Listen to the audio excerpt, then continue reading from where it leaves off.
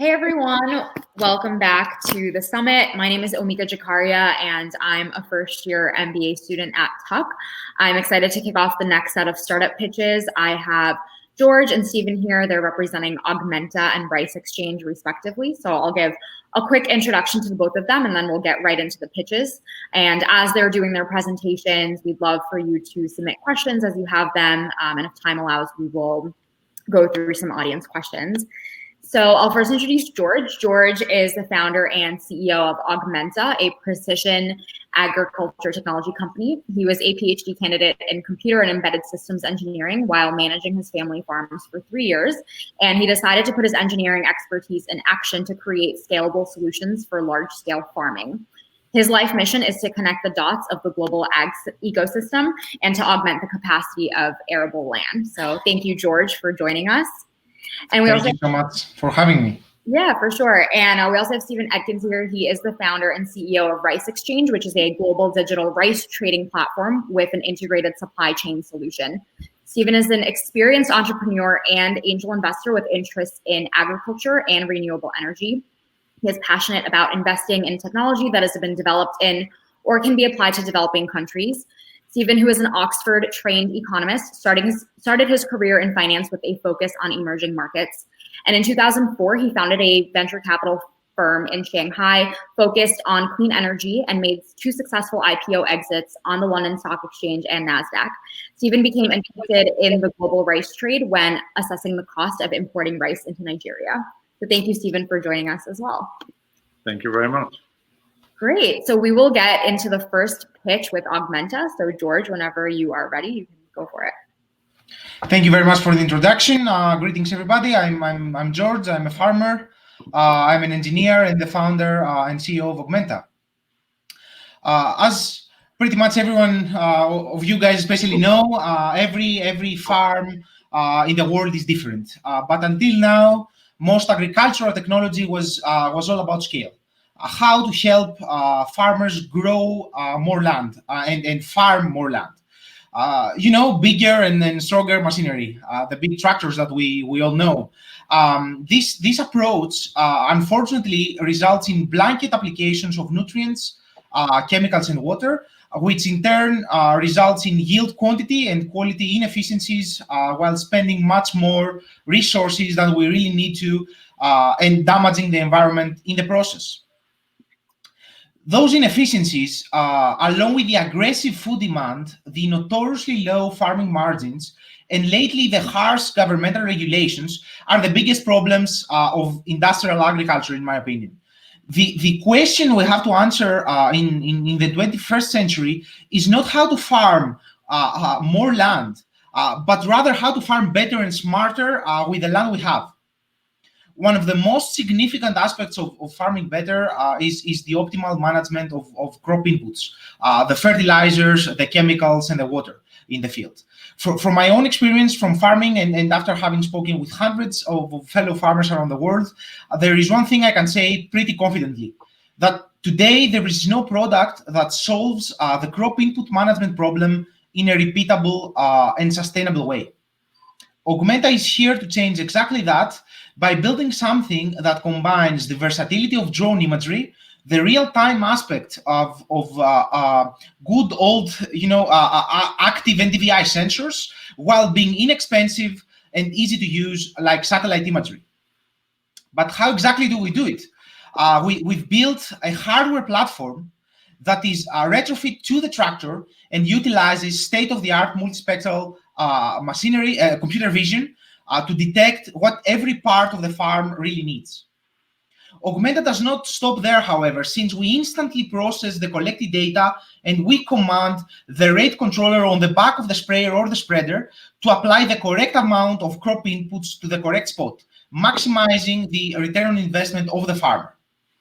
The multi-layered machine learning technology that we have not only ensures same quality of data in different environmental conditions, but also customizes the system's algorithms in real time, 100% in real time, based on data on the farm level. What I'm saying is that it practically gets better and better while and after every operation. I'll now show you a 30-second video explaining what the system is really looking at in the field. It's a bit technical, but I'll explain everything afterwards.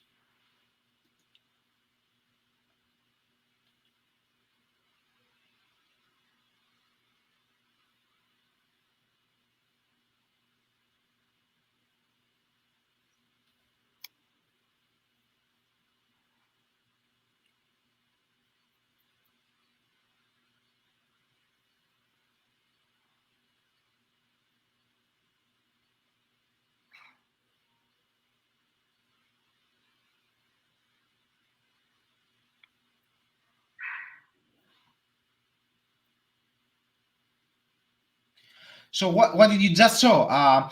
Our system supports a 100 to 130 feet field of view from the tractor that always matches, obviously, the area that the spreader or sprayer is applying nutrients or chemicals on. On the bottom left of this screenshot, you see our top sensors, which helps us detect the intensity and position of the sun, which in turn helps us calibrate our camera settings in real time to ensure same quality of images regardless of the environmental circumstances. Finally, we are also applying some artificial intelligence on the edge in the device itself to detect shapes and patterns like shadows, like trees or tractor tracks or rocks, like in this image here, the road or border of the farm, all of which make our real-time decision making that much better. Last but not least, in the middle, you see how we translate multispectral video frames to our own plant vigor index. And ultimately kilograms of in this case, fertilizer for a specific spot, which after all is the heart of our solution. Here is a screenshot of what the tractor driver is seeing via a tablet application we have developed. This is in the cabin of the tractor. The top bar represents the health of the farm in all the field of view that we are supporting, and the bottom meters are the actual rate of, in this case, fertilizer on the right section and the left section of, again, in this case, the fertilizer spreader. You will realize that in this specific case, the left part is significantly unhealthier than the right side. So we are spreading significantly more fertilizer there compared to the right side. Imagine that in a case like this, farmers today would spray exactly the same rate in all their fields, no matter its actual condition. This screenshot showcases what the farm manager is seeing through our web platform. Our platform is designed to combine the product, the real-time unit that we have in the field, and it has two specific ways of being used. One way is being a real-time operation monitoring platform. In this case, the manager or the owner of the farm is seeing where all the tractors are in the map, in case he has, of course, multiple tractors and drivers, the speed they are currently moving, and what operation they are actually doing at that specific point, and also the current rate of the fertilizer, for example, if they are spreading fertilizer. The second and most valuable way of utilizing this platform is the visualization of the data that are collected from the device in the farm. Here in this side of the web platform, we display health maps, application maps, which is practically how much fertilizer we sprayed or spread where every time that device is deployed in the field. Finally, our computer vision artificial intelligence is able to detect problematic areas in real time and immediately takes a snapshot which is paired with the GPS data of that specific time and uploaded in the platform, like in this case, where we have a seeding problem and the canopy is loosely dispersed in this screenshot that you are seeing right now. This feature alone sometimes proves extremely valuable because, especially in big farms, the farm manager or the agronomist very rarely has the opportunity to have eyes on situations like this.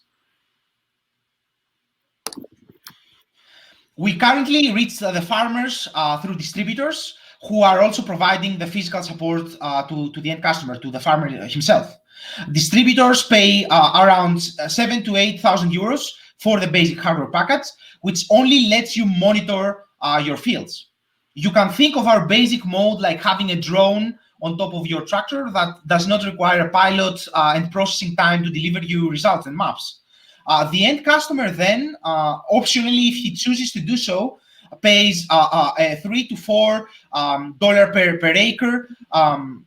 Sorry, $1 to $2 per acre per year of a recurring fee if he wants to apply fertilizer in a variable rate way. So our real-time operation. In the future, we envision our system to be leased online, being 100% plug and play, and divide our annual fees to multiple services related to nutrient, chemical, and water operations. We are currently doing 15 paid pilot tests, but I chose to show you one case study with one of the biggest partners we currently have, CNH Industrial. In this case, we used our system in Germany in a winter wheat farm, and the results have been more than promising. We've seen an average net profit of 34 euros per hectare. You see the conversion per acre per year, giving a 1,250 acre farmer and a return on investment of less than a year in a traditionally low margin, crop, which is winter wheat. Just to give you some context on what this means that we managed to increase the net bottom line of the farmer by 10%, only with the autonomous fertilizer feature. In the future, we will add to this return on investment by providing more and more features like chemical spraying or more. We are in the MVP paid pilot stage, having deployed our first system in January 2020, and we have automated fertilization in more than 20,000 hectares, which makes it 50,000 acres in 9 different countries.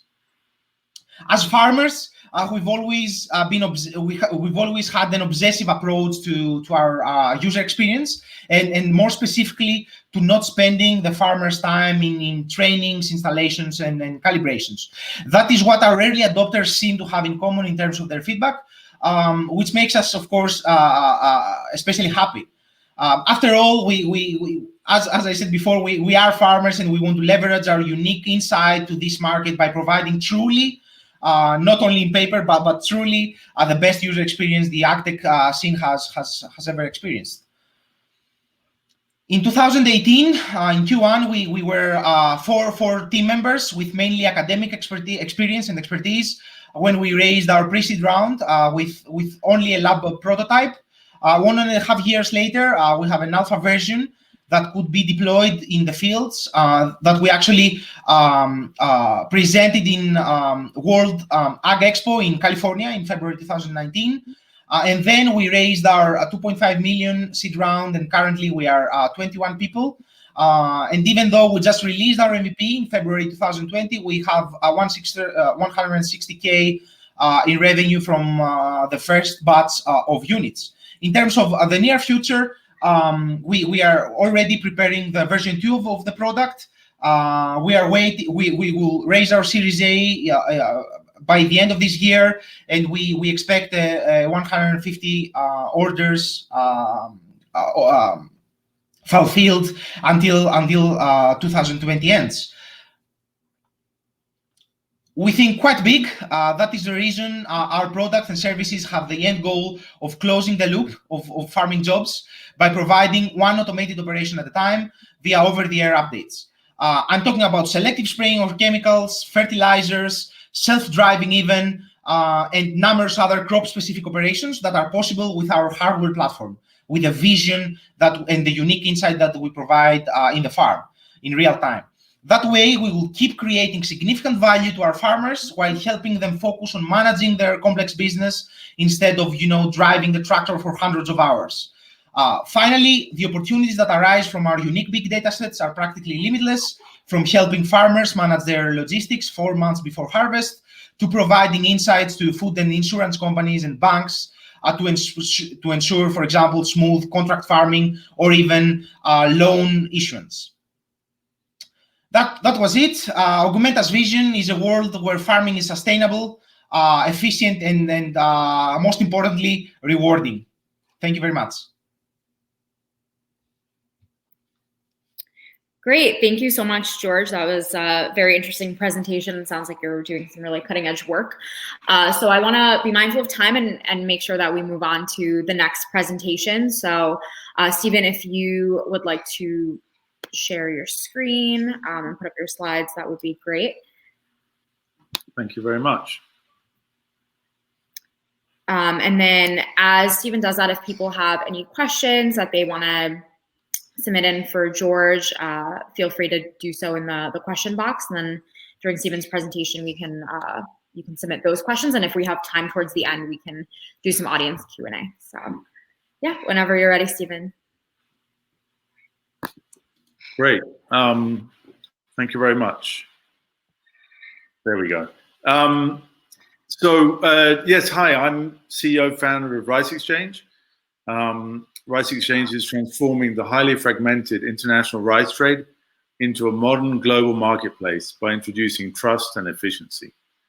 It's a platform which is a one-stop shop where buyers, sellers, and service providers find each other, conduct trades, and arrange insurance, shipping, inspection, and settlement. And over the course of the next 15 minutes, I'm going to explain both why we're doing that and what the benefits are going to be for all the stakeholders. So the first point is the following. Rice is, by value, the largest agricultural commodity. If you look at wholesale value, we reckon it's about $250 billion, which is at least 50% more than corn, soy, or wheat. And yet it's also a crop which doesn't have an existing global marketplace. So whereas it's possible to trade corn, soy, and wheat on Chicago Futures Exchange, there's no global marketplace for rice. Another interesting feature about the rice market is that it's very, very disaggregated. So the largest 5 players in the market have less than 15% of the market. It's not dominated by big trading companies in the way some of the other agricultural commodities are. Secondly, another key feature about this marketplace is the steady growth in the international trade of rice. So we've seen consistently over the last 30 years more than 5%. Sorry, your screen is black. I'm not sure. It might be because you might be in a presenter view in PowerPoint. So if you want to maybe minimize it. Okay, thank you. We're not able to see it yet. I think I have to stop sharing. Okay, no problem.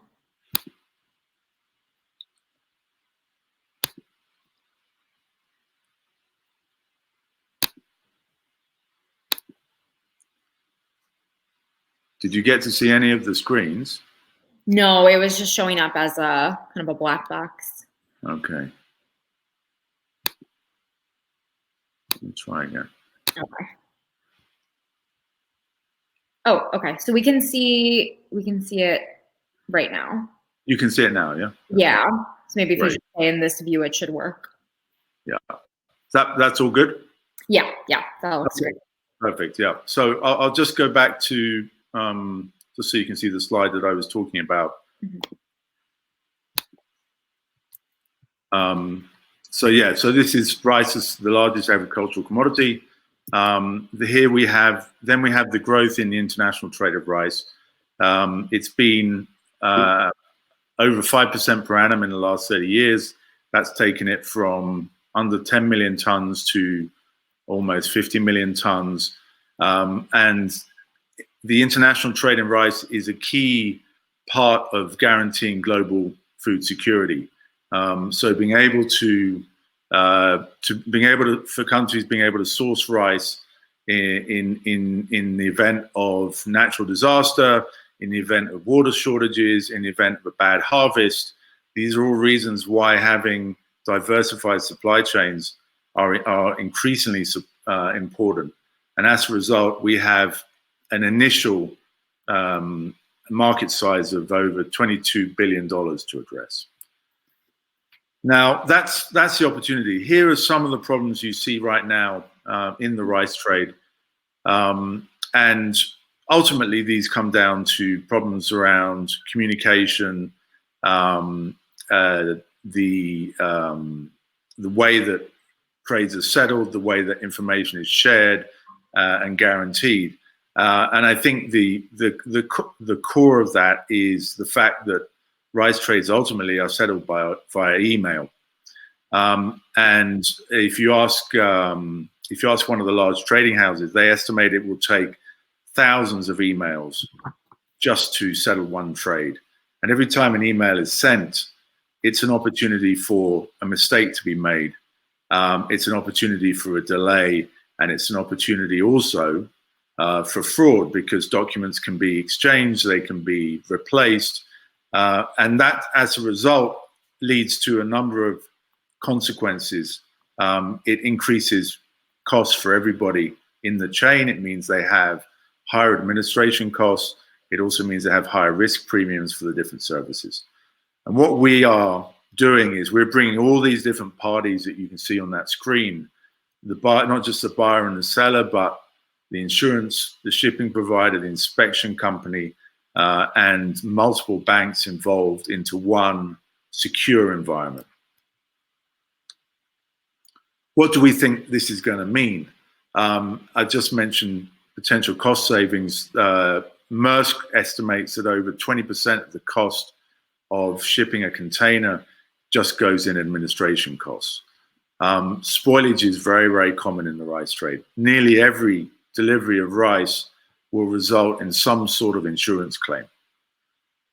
It's very, very difficult for buyers to switch to new suppliers because there's a lack of trust.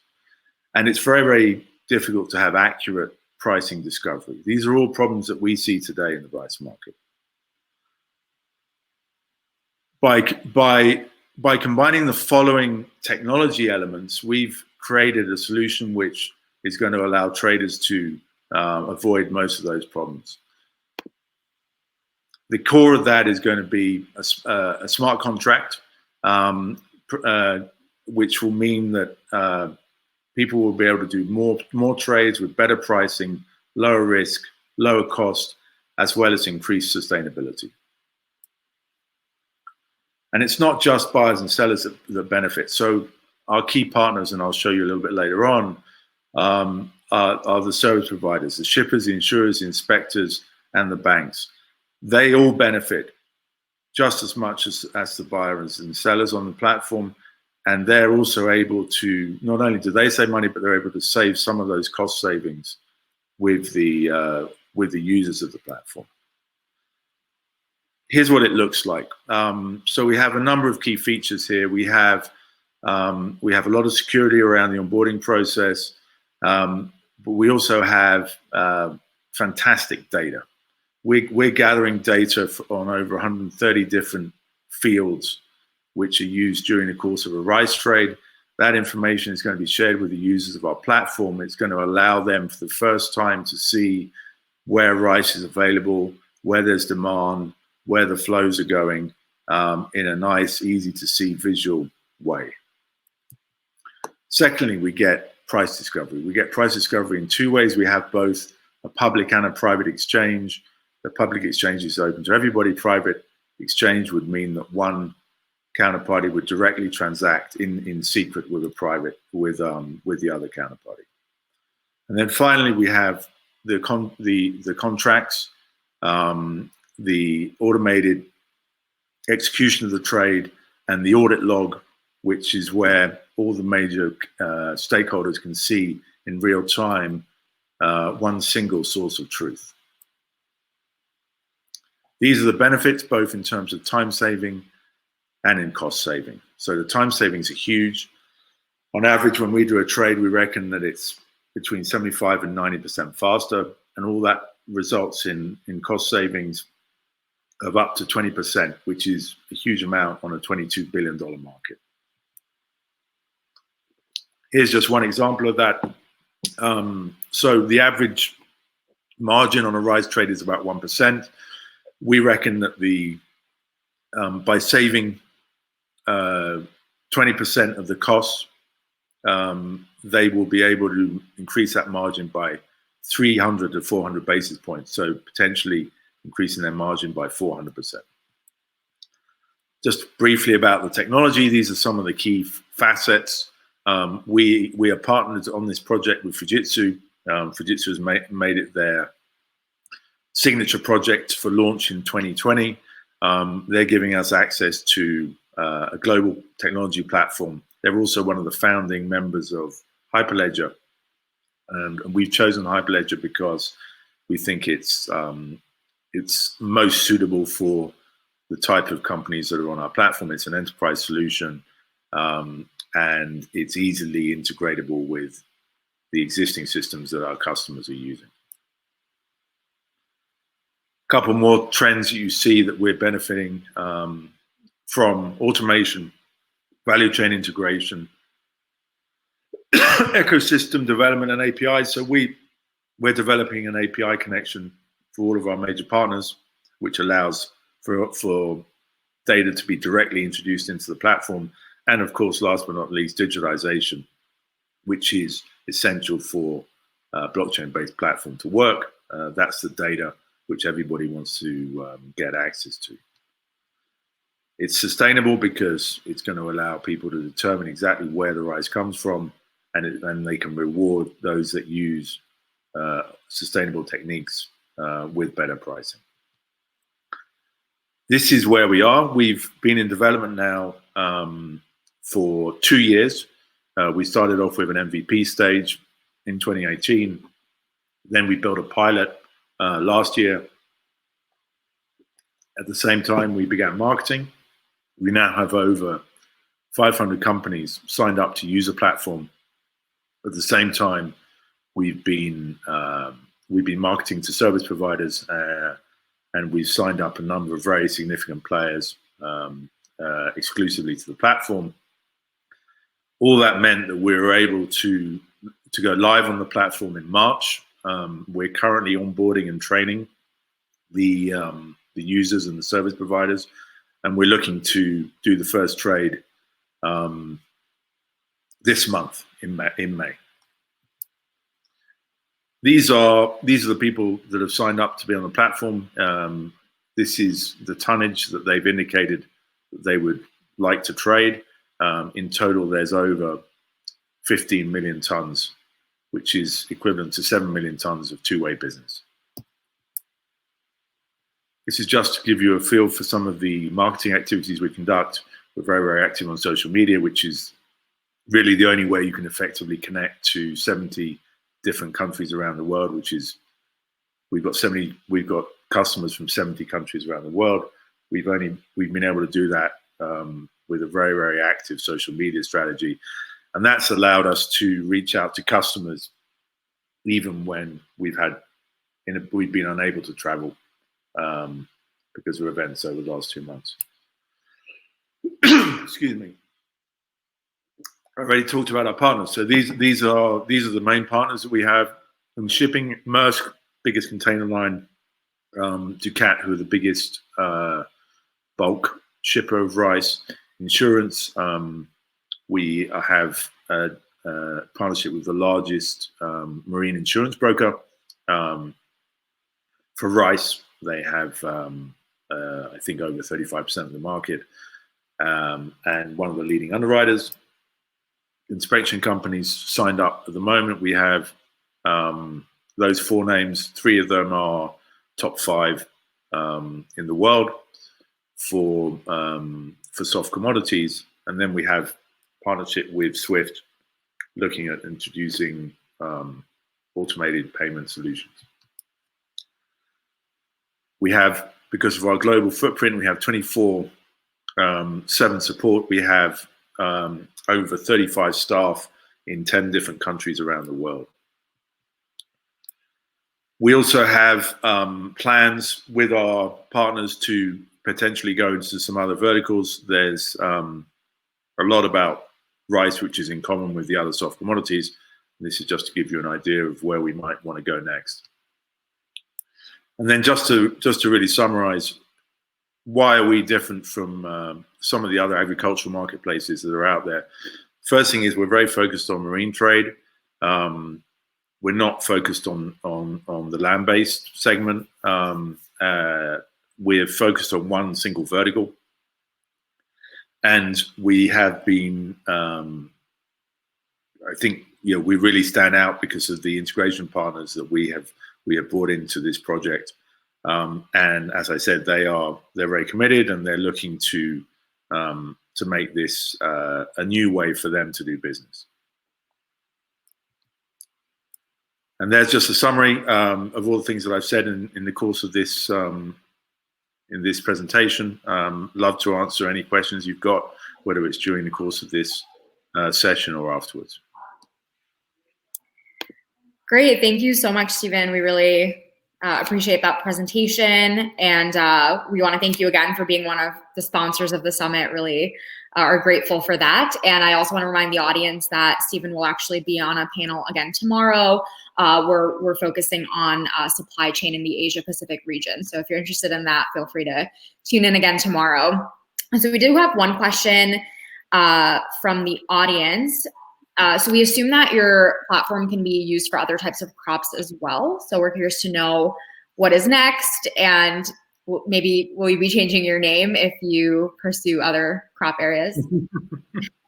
Yeah, that's a good question. The basic answer is no, we wouldn't change our name.